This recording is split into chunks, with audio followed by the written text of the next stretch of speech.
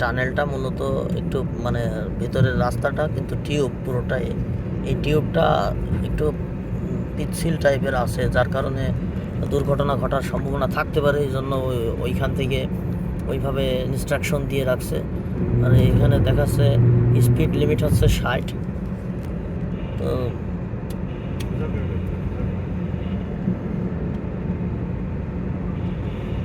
Speed limit 60, আমরা 70-এ যাবো নাকি 80-তে, 90-তে, আরো 100, আরো 110-এ। আমরা কিন্তু এখন সমুদ্রের ভিতরে অবস্থান করছি, সমুদ্র তলদেশে দিয়ে, সমুদ্র তলদেশ দিয়ে আমরা অবস্থান করছি।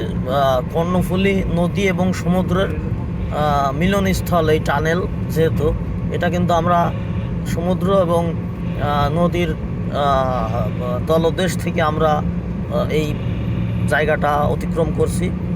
তো দারুণ একটা দৃশ্য দেখা যাচ্ছে।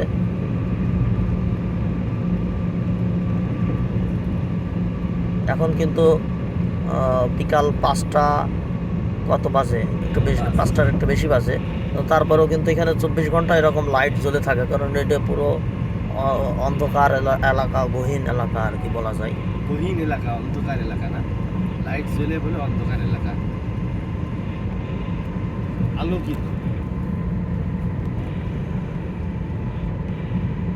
এই মাল টানেল দেখ, তো আসিস নি। ঢোকা বেরোনো